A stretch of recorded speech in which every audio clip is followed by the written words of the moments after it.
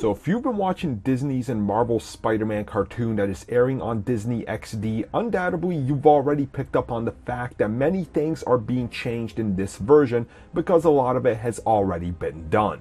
Now, one change we're going to talk about here today is the big cliffhanger at the end of the third episode of the first season, titled Osborn Academy. And throughout the episode, we see that Spider-Man is after the Jackal, who has stolen Stark tech. And we see that this version of the Jackal even rescues people. He's not willing to let people die, but he does want to get his hands on whatever he needs.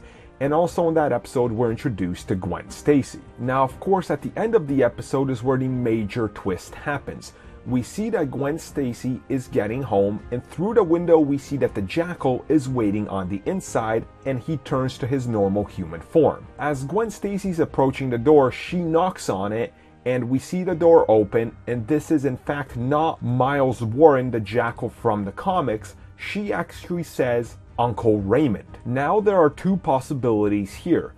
It's that he is the Jackal of this universe and they're not going to use Miles Warren at all, or that he might somehow be the brother of Miles Warren and he's Uncle Raymond, Raymond being his first name. So quite an interesting twist they're playing with here. And could this actually be the way that they're going to introduce Gwen Stacy's powers when she inevitably becomes Spider-Gwen? Because we know that is going to happen this first season, which they confirmed it. So could it be him actually experimenting with Spidey blood, using it on her when she least expects it, and this is how she gets her powers? Honestly, you know, they're tossing a bunch of character changes and established status quo out for this series anyway, and I honestly love it for that. And I think this could be another thing that they're going to deal with, which is honestly pretty cool and gives this version of Jackal a different story, to say the least, and doesn't kind of like get you with that baggage that they had in the 90s with the whole clone saga. So